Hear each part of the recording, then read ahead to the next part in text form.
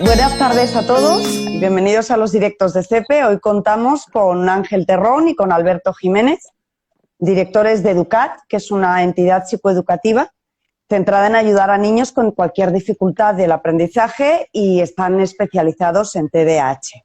Así que muchísimas gracias a vosotros también por ayudarnos a ir un paso más y a entender mejor. A los que nos veis a través del directo, deciros que a través del chat podéis hacer preguntas en directo en cualquier momento, intentaremos contestarlas. Si hay muchísimas, bueno, pues veríamos la forma de ir contestándolas. Y ya sin más, que lo que quiero es escucharos a vosotros, a mí me gustaría empezar hablando, cuando hablamos de dificultades del aprendizaje, no tengo muy claro si todos los niños y todos los adolescentes necesitan lo mismo. Nos parece, la verdad, que una muy buena pregunta para poder comenzar, ¿no? Porque además hay mucha controversia con esto.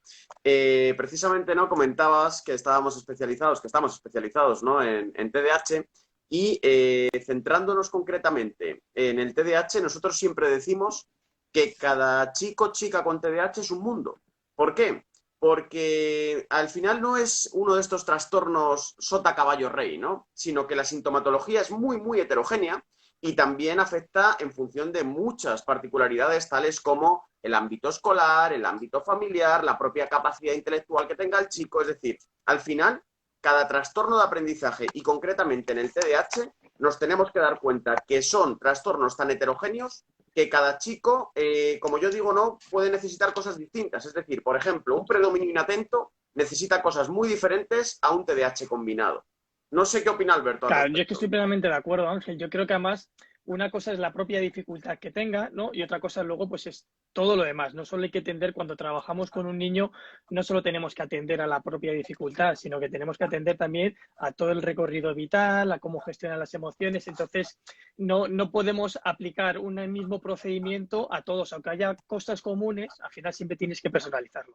Escuchándoos, a mí lo que me viene a la cabeza es cómo es posible que un profesor, entiendo que yo aquí no diferenciaría entre un colegio público o un concertado y privado, porque entiendo que a lo que se enfrentan es a lo mismo. ¿Cuáles son realmente los retos a los que se enfrentan los profesores en un aula inclusiva, con niños que puedan tener distintos trastornos, que puedan necesitar diferentes cosas? Justo. Yo creo que se enfrentan a retos muy diversos, ¿vale? Muchos de nuestros seguidores, ¿no? Que ya conocen particularmente mi historia, ¿no? Pero es verdad que yo tuve dificultades, ¿no? De tipo atencional cuando era niño, adolescente, y al final, precisamente, o sea, ya en su momento, ¿no? Los profesores se enfrentaban y muchas veces me decían: Ángel, es que no sabemos cómo ayudarte, ¿vale? Con esto llegaríamos a un punto, ¿no? Fundamental, que incluso nosotros, que estudiamos psicología, en la carrera nos pasó. O sea, salimos de la carrera con una falta de formación importante. Porque, bueno, pues por una inquietud personal, ¿no? Y también, pues gracias al buen equipo, ¿no? que hice con Alberto, pudimos especializarnos por nuestra cuenta. Pero en primer lugar nos faltaba, y a muchos de los docentes hoy en día les falta formación. En segundo lugar, también es cierto que faltan recursos. Y en tercer lugar, y esto es importante, ¿no? Reconocerlo a los profesores, no es lo mismo gestionar un chico o una chica con dificultades de aprendizaje en un aula con otros 20 que a lo mejor poderlo gestionar en el tú a tú, ¿no? Donde pues la atención puede ser mucho más personalizada. Seguro que me dejo también algo y Alberto nos Pues va a es que poder fíjate, comentar. cuando le han dicho a mí se me han ocurrido 3 palabras, ¿no? Y todas las has dicho, Ángel. Uno es diversidad, ¿no? Es atender a múltiples factores, múltiples dificultades, cada chico con su situación particular, familiar y personal. Luego, la falta de recursos, evidentemente, y la falta de formación, que es que salen muchas veces sin darle herramientas adecuadas. Nosotros, por ejemplo, lo vemos en el TDAH. El TDAH, cuando salen formados, salen sabiendo, bueno, pues que el TDAH sí son dificultades en la atención, en la hiperactividad y en la impulsividad, pero el TDAH luego es mucho más. Y eso lo vamos a ver en cualquier dificultad de aprendizaje. Entonces, es que la respuesta, Ángel, plenamente de acuerdo con la que tú has dado. Está claro, porque me habéis contestado también a la siguiente pregunta, que era si los profesores hoy en día, y tal y como se plantea la ley CELA y todo lo que está sucediendo en el mundo de la educación, si realmente tienen la formación como para enfrentarse. Ya no hablo de medios, que evidentemente lo tenemos todos claro, creo. Hablo de tener la formación necesaria como para enfrentarse a las situaciones a las que se van a tener que enfrentar si no se están enfrentando ya. Claro, yo creo en ese sentido que uno de los mayores problemas, ¿no?, en la falta de formación viene, volviendo a lo que hablábamos en el inicio, en que considero que el TDAH se ha entendido durante muchísimos años como un trastorno de manual. Cuando escuchábamos hablar de TDAH, a todo el mundo lo primero que le viene a la cabeza es chavales hiperactivos. Y todavía nos pasa. Llegamos a muchos colegios y nos dice, a este chaval le han diagnosticado hiperactividad. Y decimos, no, le han diagnosticado de un TDAH y además de predominio inatento, es decir, donde no aparece ningún tipo de síntoma hiperactivo. Entonces, lo que ocurre es que es un trastorno tan heterogéneo que si quisiéramos dar una buena formación, tendríamos que diferenciar esa formación en los subtipos que hay. Es decir, en un predominio más inatento, en un predominio más combinado, a lo mejor déficit de atención e impulsividad, y luego también aquellos chavales que a lo mejor tienen un componente más hiperactivo. Y esto hace que muchos profesores se pierdan el diagnóstico y claro, como decía también anteriormente, ahora Alberto nos completará, no se puede tratar igual a un chaval con TDA, predominio inatento, que a un chaval con un predominio puramente combinado. Claro. Iba a preguntar, explícanos un poco la diferencia entre lo que acaba de decir Ángel, un TDA inatento o un TDA con predominio de hiperactividad. ¿Cuál es la gran diferencia, ¿no?, dentro de esta heterogeneidad que hay dentro del TDA? Pues la gran diferencia es que evidentemente la sintomatología va a ser distinta y por lo tanto el pronóstico va a ser distinto, ¿no? Todo se engloba debajo del mismo paraguas, que es el TDAH, pero es verdad que, como venía diciendo Ángel, son cosas muy diferentes, ¿no? No es lo mismo un chico con un TDA, con un predominio atento, donde nos vamos a encontrar principalmente dificultades para estar atento, estar conectado, para no despistarse, para acabar las tareas y sobre todo también tienen más afectada la parte de la velocidad del procesamiento. Es la capacidad, ¿no?, que tienen para la rapidez de responder ante lo que me dicen, elaboro una respuesta y la respondo, ¿vale? Cuando tenemos un chico con un predominio mucho más hiperactivo impulsivo, nos vamos a encontrar también que aparte de las dificultades atencionales, es muy manifiesto, ¿no?, pues esta inquietud motora, esta responder antes de que casi me hagan la pregunta, este cortar, no respetar los turnos de palabra, este no elaboro la respuesta y evidentemente luego a la hora del pronóstico tienen más un pronóstico un poco más reservado, más complicado muchas veces los chicos que tienen un TDAH combinado. Por todo esto, ¿no?, porque tienen unas dificultades un poco más ampliadas que las propiamente el TDA. ¿Cuáles serían las claves fundamentales para profesores y entiendo que en cierto modo para padres, no sé si habría mucha distinción, a la hora de enfrentarse a la educación de un niño con estas características? Vale, es una pregunta muy buena y muy amplia. Voy a intentar no tirarme. Hay veces que en responder esta pregunta hemos tardado 1 hora y media, ¿vale? Por lo tanto, boicotearíamos. Sí, no. Vamos a intentar que no sea así, ¿no? Y lo vamos a explicar de una manera muy resumida. Nosotros, para realizar un abordaje correcto en materia de TDAH, en lo que confiamos es en la perspectiva multidisciplinar, ¿vale? E incluso a nivel integral. Lo voy a clarificar. Es un trastorno en el que las diferentes partes de influencia de la vida del niño no pueden ir por separado. Es decir, el ámbito escolar, el ámbito familiar, el ámbito incluso más profesional, ¿no?, entendido por el conjunto de profesorados, psicólogos, psiquiatras, tenemos que ir todos de la mano. Entonces, una vez que esa coordinación, ¿vale?, está hecha, para nosotros es fundamental que esa intervención integral, que sería el segundo punto, se centre tanto en aspectos académicos como en aspectos conductuales, emocionales, sociales, familiares y, por último, también, bueno, lo que te decía, ¿no?, esa coordinación con el profesorado. Pero nosotros, por eso, lo que siempre planteamos en las intervenciones es una intervención centrada en una primera hora a nivel académico, porque a veces, y esto es, ¿no?, entre comillas, una denuncia que quiero hacer, a veces nos dejamos fuera de las intervenciones el ámbito académico. No. Y el ámbito académico es el origen de los problemas, ¿no? Parece que muchas veces los psicólogos solamente atendemos, ¿no?, a la parte más conductual, social, emocional, pero concretamente en el caso del TDAH, si dejamos fuera el ámbito académico, ojea, ¿no?, la intervención, porque es un trastorno donde, como decía, la mayor parte de los problemas se dan allí. Dentro de estas claves y de lo que nos has contado, a mí se me viene a la cabeza que entiendo que también está relacionado, ¿no? Hace poco veía en Instagram a una madre que protestaba porque un niño con TDAH o TDA, no estoy muy segura, le había metido una bofetada a su hija, ¿no? Y bueno, la mujer montó en cólera, evidentemente yo creo que también hay que ser un poco proporcionado en las respuestas, pero quitando esta parte, ¿qué es o lo que se puede hacer, ¿no? ¿Cuáles son las dificultades que realmente se plantean con la conducta, relacionadas con la conducta que al final los padres o los profesores tienen que saber manejar a un nivel para evitar este tipo de situaciones? Claro, Alberto nos Vale. puede comentar bien porque precisamente está haciendo un doctorado, ¿no?, en TDAH, emociones, y muchas de estas emociones yo creo que nos puede contestar Claro, muy bien. el primer punto que tenemos que tener claro es que tenemos que comprender bien las dificultades que tiene el chico y por qué ocurren ciertas cosas. Evidentemente, cuando trabajamos con un chico que tiene una chica que tiene TDAH y tiene impulsividad como parte inherente, va a tener dificultades para autocontrolarse, va a tener dificultades para saber decir, oye, ahora no tengo que decir esto, o ahora tengo que esperar, o ahora no tengo que actuar de esta manera.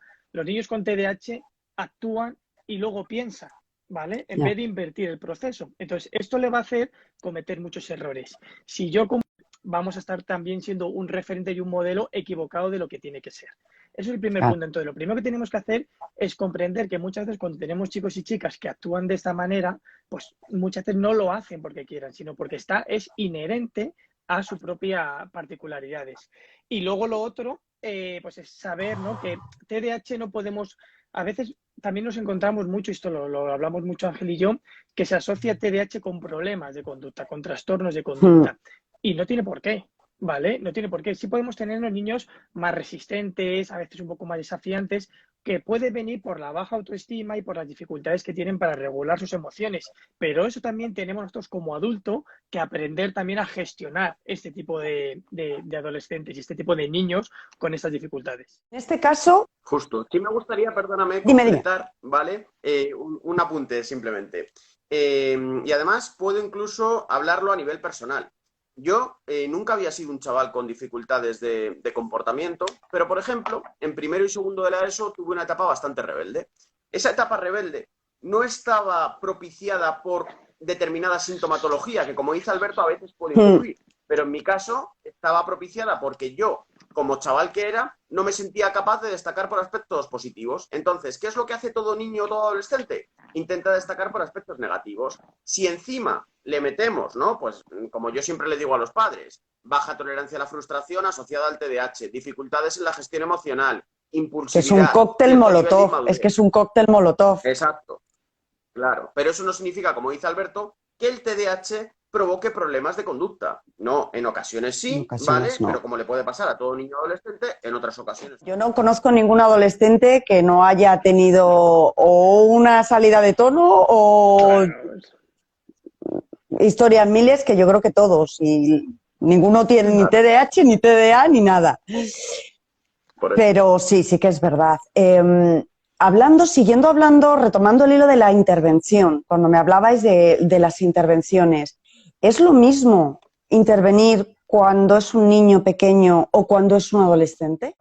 No, la intervención es muy diferente y realmente es así. O sea, por ejemplo, ¿no?, Alberto y yo trabajamos más con adolescentes, muchas compañeras del equipo están haciendo una labor magnífica con niños. Vamos a ver, en primer lugar, lo que hay que entender, y volviendo, ¿no?, a lo que Alberto planteaba de la autoestima, es que un chaval que no se siente capaz de muchas cosas, no es lo mismo empezar a trabajar con él con 7, 8 años que empezar a trabajar con él cuando tiene 13, 14. Es decir, el recorrido vital y el feedback negativo que ha recibido pues es mucho mayor, obviamente, ¿no?, cuando pasan más años. También, como pasa con cualquier trastorno, pues cuanto antes se coja a tiempo, ¿no?, y se puedan empezar a implantar mecanismos compensatorios, pues el recorrido que tenemos es mayor. Lo que pasa es que también es cierto que nosotros siempre lo decimos, o sea, hay veces que empezamos a intervenir con 16 años y luego, claro, que los chavales siguen adelante, claro que llegan a la universidad y claro que tienen el recorrido, ¿no?, que ellos esperan. Pero en cuanto a la intervención, también es cierto que es muy diferente. Al final, con los niños se trabaja un poco, ¿no? O sea, no les tenemos tan en cuenta a la hora de empezar la intervención. Es decir, con un niño de 6-7 años todavía no está preparado para saber si la intervención le conviene, le motiva y le ayuda. Por el contrario, con los adolescentes, porque a mí eso también me pasaba, ¿no? Yo cuando iba a mis intervenciones, yo iba con 13, 14 años a regañadientes. A mí me hubiera gustado que hubieran contado conmigo. Entonces, yo siempre le digo a los padres, le digo, si tu hijo o hija adolescente no quiere que trabajemos, nosotros no vamos a trabajar. Lo que pasa es que es verdad que cuando a ellos les cuentas en lo que se les puede ayudar, las dificultades que nosotros mismos hemos atravesado hasta llegar a día de hoy, son los primeros, ¿no?, que valoran positivamente este apoyo. Entiendo que ellos van viendo una mejoría, con lo cual al final ellos mismos se tienen que sentir mejor consigo mismos. Eso es. Y una cosa que le quería decir, sobre todo también, añadido lo de Ángel, que también una de las grandes diferencias que tiene trabajar con niños o con adolescentes es el papel que tienen los padres, ¿no? Donde cuando son pequeñitos, el papel que tienen los padres de incidencia en todo, en la autoestima, en la conducta, en las emociones, en el día a día, es mucho mayor, ¿no?, que cuando es un adolescente. Que ahí los padres han perdido mucho más peso y tienen que ser puramente más reactivo a la actitud que tiene. Es decir, si hace bien las cosas, un privilegio; si no, pues tendremos que poner algún límite. Cuando son pequeños tienen un papel mucho más importante y con más relevancia que cuando son adolescentes. Justo, pero apuntabais un factor fundamental, que es el hecho de que efectivamente, ¿vale?, todo chico, toda chica, ¿no?, quiere sentirse bien y quiere sentirse valorado y quiere verse protagonista y capaz de hacer las cosas bien. Entonces, en el momento en el que ellos empiezan a entender que son capaces, efectivamente mucho mejora, ¿no? O sea, hace mucho tiempo hicimos un artículo, ¿no?, que se llamaba La magia en el abordaje académico en materia de TDAH. Y precisamente mostraba cómo a veces el hecho de darles las herramientas precisas a nivel académico hacía que incluso la conducta mejorase. Ellos ya se sentían capaces de destacar por aspectos positivos. No, hombre, lo que está claro es que con TDAH o sin TDAH, un niño o un adolescente que no está a gusto consigo mismo y con lo que le rodea, no va a salir nada bueno de ahí, porque al final las herramientas que tienen hasta ahora, que gracias a Dios ya se está desarrollando mucho más, toda la parte emocional, toda la parte, pues era o ser un macarra o sacar los pies del tiesto, o esa era su forma de expresarlo. Ángel, a mí me gustaría que me hablarais de algo. Bueno, también Alberto. Has dicho algo muy importante, la autoestima. La autoestima, creo que estamos de acuerdo en que es un factor clave, no solo en el TDA, en el TDAH, en cualquier persona. ¿Cómo repercute o qué consecuencias tiene en el caso de niños con además TDAH, con diferentes dificultades a la hora de reaccionar o de controlar esas reacciones? Como bien dices, la autoestima es el motor, ¿vale?, que nos mueve a todos, pero en definitiva que mueve a los niños y adolescentes. Y la autoestima no solamente es el hecho de sentirse bien, ¿no?, sino también sentirse capaz. Incluso a veces les pongo este ejemplo a los adultos, digo, imaginaros que estáis en un trabajo para el que no os sentís nada cualificados y que tenéis que estar yendo día a día a ese trabajo. Realmente el 90% de la sociedad nos cogeríamos la baja por depresión, o sea, o por estrés o por ansiedad, ¿no? Pues esto muchas veces es lo que nos pasa, ¿no?, cuando tenemos este tipo de dificultades. Todo el proceso de estudio se vuelve más desmotivador, ¿no?, aún si cabe. Y ellos se acostumbran a acumular muchos reforzadores negativos, porque por H o por B no son capaces de procesar la información como el resto de sus compañeros. A veces se les etiqueta como los malos de la clase, ¿no?, sobre todo cuando hay ese factor impulsivo que Alberto antes comentaba. En casa, pues no siempre se tiene la paciencia, ¿no?, y las herramientas para también dar el papel a nuestros hijos que merecerían tener. Incluso a veces, ¿no?, yendo un poco más allá, las habilidades sociales en algunos casos tampoco es su punto fuerte, entonces a nivel social tampoco lo encuentran. O incluso en algunos deportes, que es por ejemplo lo que a mí me pasaba, ¿no?, la psicomotricidad fina y gruesa tampoco se convierte en un factor determinante. Entonces se acostumbran a ser, a ser recolectores de refuerzos negativos, y es muy importante cambiar esa tendencia para precisamente mejorar esa autoestima que, como decíamos, es el motor principal. No sé qué opinas, Alberto. Sí, además, es que estoy totalmente de acuerdo. Porque además la clave es eso, ¿no? Dices, tienden a recolectar refuerzos negativos. Pero es que también hay una cosa que tenemos que tener claro de cómo se crea una autoestima, ¿no? Cómo el niño va configurando la propia imagen. Y lo va haciendo con los mensajes que le van transmitiendo los adultos, los Los padres y demás. los profesores principalmente. Ya luego, cuando van siendo más mayores, lo que empieza a ganar en esa autoestima son los mensajes que le van dando sus iguales. Pero cuando son pequeñitos, su autoestima se va configurando en función de lo que se les va diciendo. Por lo tanto, si yo les etiqueto, si yo le digo que es tonto, si yo le digo que es vago, si yo le digo que es que no me cumple lo que tal, es que al final no haces lo que tal, me dices que sí, pero luego no lo haces, prometes mucho, pero luego nada. Todos estos mensajes al final son con los que él va creando su imagen. Entonces, aunque sea autoestima, auto de la imagen que uno tiene, hay que saber que es algo que le vamos configurando a los demás con los mensajes que le vamos dando. Entonces, como adultos, es muy importante la manera, y siempre decimos una cosa, ¿no? Cuando tenemos que criticar algo o corregir algo, vamos a atacar siempre a la conducta, no al ser, ¿no? Si, por ejemplo, no has obedecido, bueno, es que no me has obedecido, no eres un desobediente. En este caso, no me has obedecido. Es atacar a la conducta, no a la persona. Y todo esto que nos habéis contado, Alberto, ahora te pregunto a ti, ¿cómo lo metemos con el mundo emocional? O sea, es decir, entiendo que son chavales que tienen una serie de condicionantes, ¿no? Que hacen que generan que haya determinadas relaciones, tanto en el colegio, en casa, como con los amigos, que sean un poco más difíciles, ¿no? O que les cueste un poco más. ¿Eso significa que las emociones tienen distinto ritmo? Entiendo que el caso de los impulsivos, pues la impulsividad es impulsividad, pero en el resto, ¿cómo se gestionaría? ¿Cómo lo gestionan? Lo primero que tenemos que también tener claro es que al final lo que predispone nuestra conducta es la emoción que yo sienta, ¿no? Si yo me siento alegre, pues yo voy a tender a alegre. Si yo estoy cabreado, pues voy a interpretar todo y voy a actuar como si fuese cabreado. Entonces, incidir en las emociones, incidir en que él identifique y comprenda cómo se sienta es muy importante. Ya luego regular es un apartado más complicado que si a los propios adultos nos cuesta, ¿no? No podemos pedirle muchas veces a niños de 6, 7, 8 años que regulen, porque la regulación se hace una parte del cerebro que ellos mismos no están ni todavía madurados y tienen dificultades. Me preguntabas cómo integrarlo, cómo juega el papel de la conducta, ¿no? Sí, o sea, al final estamos hablando de inclusión. Entiendo que cómo juega o cómo encajan las emociones en todo este puzzle y con el resto de compañeros en clase o de amigos o de hermanos en casa.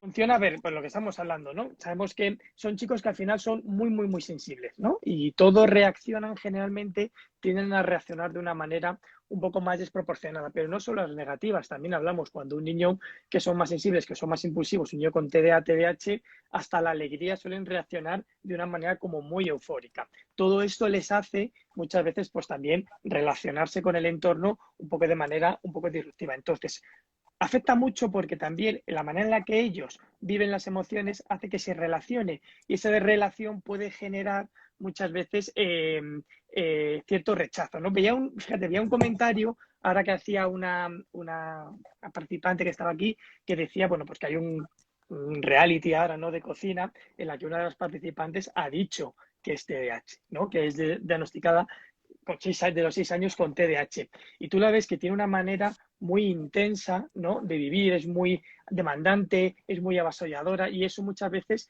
pues genera cierto rechazo en sus compañeros. Pues eso desgraciadamente muchas veces es lo que les pasa a los niños con TDAH y hay que enseñarles, ¿no? A respetar también el espacio de los demás, a tampoco intentar controlar, sino dejarse llevar por el primer impulso, por el primer enfado que tienen. Bueno, eso es una cosa que se va trabajando, que es muy importante trabajar, no solo en casa, también creo que el papel de los profesores tiene mucho para poder trabajar todo esto en el cole. No sé si, Ángel, me quedo un poco corto o algo. No puedo completar nada más. O sea, perfecto. Os compenetráis fenomenal. Vale, de aquí... Claro. Vamos a ir a la siguiente pregunta, que es el papel de los profesores. O sea, me gustaría que nos hablarais un poco más, porque entiendo que son una pieza clave si queremos que la inclusión funcione dentro de nuestro sistema educativo. Entiendo que es una pieza clave, no solamente cuando hablamos de TDAH, que efectivamente sí, sino entre niños con temas de bullying. O sea, al final...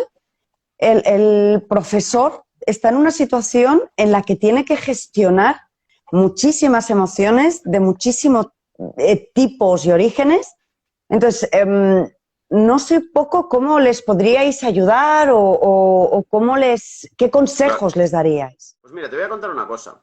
Yo no sé qué problema tengo que tener en el móvil, que cuando empiezo cualquier directo, a los 2 minutos se me para los comentarios, entonces no me entra nada más. Y llevo todo el directo, bueno, eso es bueno por si nos critican, ¿no? No lo veo y así no me pongo nervioso. Pero se me ha quedado en todo este directo un comentario, ¿vale? Fijo, que dice lo siguiente, que además lo han escrito muy al principio. Dice, claro que los docentes no tenemos esa formación, por eso depende de nosotros buscar aprender sobre los distintos trastornos, ¿no? Justamente es una de las críticas que nosotros hacemos.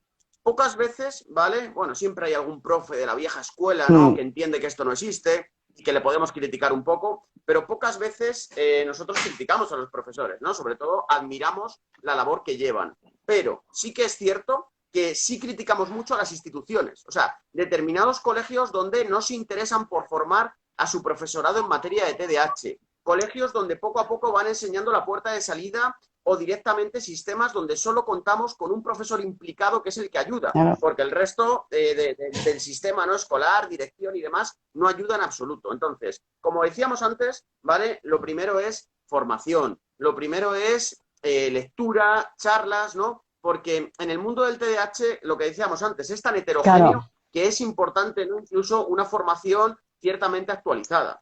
Luego, por otro lado, una dosis alta de paciencia y de implicación. Es real. Lo que pasa es que, por suerte, bueno, pues hay mucho profe muy implicado, ¿no? Y muy vocacional que nos ayuda a una barbaridad precisamente a ese factor de autoestima, ¿vale? Y luego también que puedan disponer de las herramientas necesarias. O sea, que eso también es otro punto, ¿no? Que a veces nos dicen, es que nos encantaría poder hacer no sé cuántas adaptaciones, pero es que realmente carecemos de recursos temporales y materiales. Y una cosa que además es muy interesante también lo que decía Ángel, que ahora nos va a contar también de una experiencia, porque no me acuerdo cómo era Ángel, que si queremos trabajar la inclusión, tenemos que aprovechar los momentos, por ejemplo, que el currículum nos permite. Y estoy pensando en las tutorías, ¿no? Y siempre hablamos mucho con los coles que a lo mejor en espacios de tutorías se pueden trabajar dinámicas, ¿no? Grupales de toda clase de tolerancia a las dificultades. Pero las dificultades de todo tipo, no solo de aprendizaje, de atención, sino pues es que mis papás están separados o discusión pues es que ha nacido una hermana y ahora no me hacen caso. Todo tipo de dificultades, porque muchas veces nos encontramos que si yo no trabajo y acepto también un poco a tolerar las dificultades que yo tengo, me vuelvo también intolerante, no solo conmigo, sino también con las dificultades de los demás. Y entonces, yo me acuerdo, por ejemplo, que eso es lo que te iba a preguntar Ángel. Ángel estuvo un tiempo siendo orientador del Colno Velázquez y había una asignatura que yo creo que ha debido desaparecer, que es que no me acuerdo cómo se llamaba, en la que no tenían... ¿Cómo era? MAE, ¿no? Es verdad. Medidas de atención educativa. MAE. Y entonces, Ángel como orientador, ahora nos cuenta él, porque nos va a contar, era un espacio fundamental para trabajar valores, para trabajar a través de cortos, historias. Bueno, Ángel, cuenta tú, porque es que nadie mejor que tú. A ver, claro, es que hemos introducido un buen tema, ¿no? Que es el papel de las dificultades. Es cierto, ¿vale? Que es súper importante que todo niño, toda niña con TDAH entienda que él puede tener unas dificultades a nivel atencional, que a lo mejor a él le puede costar un poquito más la planificación, el control de la agenda o directamente procesar la información. Pero todo niño, todo adolescente tiene que entender que el resto de sus iguales también tiene dificultades, ¿no? Aunque sea en otro ámbito. El que no tiene dificultades a nivel familiar, las tiene a nivel social, las tiene a nivel comportamental, ¿no? O sea, y eso muchas veces no lo tienen claro. ¿Por qué? Porque desde el colegio parece que creamos espacios tan sumamente elitistas donde las dificultades no pueden entrar. Y ese es el problema, que están muy acostumbrados a ser ayudados y no se sienten con capacidad de ayudar. Y luego son magníficos, como decía antes Alberto, por la implicación que tienen, por la sensibilidad, por la creatividad. Son buenísimos ayudando. Entonces, como dice Alberto, en esos espacios de tutoría está genial que se puedan hacer dinámicas sobre las dificultades y que todo el mundo pueda hablar abiertamente de las dificultades que tiene. También está bien que los aprendizajes cooperativos, ¿no? Se lleven dándoles un papel protagonista precisamente a los chicos que tienen más dificultades, no dejándoles de lado, ¿no? Como habitualmente se acostumbra. O que cuando hay una tutorización, que precisamente la tutorización no sea unilateral, no sea que el chaval más brillante de clase tutoriza a mi hijo, sino que sea un grupo Sí, de apoyo, ¿no? entre Yo a lo mejor iguales. te ayudo en esta área y tú me ayudas exactamente en esta otra, ¿no? Eso es. Eso es fundamental. Y luego medidas básicas como nunca recriminar a un Justo. chaval con baja... Mira, ya no me meto ni en el TDAH. O sea, nunca recriminar a un chaval con baja autoestima en público, pero por el contrario sí poderle reforzar en público. O sea, son medidas que a veces parece que son simplemente de sentido común, pero que por desgracia no siempre es así. Yo os escucho y no soy maestra, ¿eh? No soy profesora, no, pero me pongo en la situación de una profesora con 20 o 30 niños, cada uno de su padre y de su madre, los 30 sin ningún tipo de autocontrol. El que tiene el día bueno porque lo tiene bueno, pero el que lo tiene malo. Más luego, además, tengo que adaptar a estos 3 de esta forma, a estos otros 5 de esta forma. O sea, yo desde fuera me parece una locura. O sea, me parece que es un Totalmente. Sistema que no tiene ningún futuro. Claro. No sé si y que al final pues va a empeorar todavía con los cambios que han hecho con la nueva ley de educación, porque al final o cambias la estructura, entiendo, ¿no? O es que a mí me parece una locura. De hecho, Totalmente. hay algún profesor que está haciendo comentarios parecidos de este tipo, Claro, porque es que dices que no podemos, es que no puede caer todo Totalmente. sobre la espalda del profesor. Los centros Totalmente. tendrán que tener recursos, tendrán que dividir clases, entiendo, ¿no? Bueno, vosotros sabéis más que yo. El problema es que en los últimos 20 años, ¿vale? En toda España y con los diferentes gobiernos que han pasado, se han propuesto muchísimas leyes de educación, ¿vale? A cada cual peor incluso, pero la realidad es que después de esas leyes, o sea, esas leyes de educación modifican criterios que para nosotros no son los criterios más relevantes. A ver cuándo sale una ley de educación, ¿vale? Que imponga que el ratio de los chavales tiene que ser menor por clase, que contrate precisamente a más profesores, ¿no? Para que las clases se puedan dividir, porque el aprovechamiento va a ser mucho mayor, porque hay veces que los chavales salen de clase y el aprovechamiento es prácticamente nulo, entonces no se está consiguiendo absolutamente nada. Y como bien dices, en definitiva, ¿no? O sea, el fomentar recursos o algo tan básico como es increíble que todavía se siga manteniendo la lección magistral que muchos países europeos, ¿no? Que funcionan bien en materia de educación, nos han demostrado que la ley magistral en la que un profesor está una hora entera No hablando, sirve. no es eficaz para el aprovechamiento de las clases. Entonces, a mí me parece increíble que esto no se modifique. Todo- Mira, hay un comentario que es que es el momento, perdóname, Alberto, que dice que hay mucho que cambiar, empezando por escuchar a los profesores. No puedo estar más de acuerdo. Perdón, Sí, Alberto, sí, era un paréntesis. Es que Pues- creo que es parte importante, ¿no? De meter a las personas que de verdad están día a día trabajando y viviendo lo que es esa realidad, meter en nuestros procesos de opinión para crear situaciones nuevas. Yo sigo diciendo, lo hablamos Ángel y yo mucho, mientras sigamos creando un sistema educativo donde prevalezca la excelencia académica, nos seguiremos equivocando.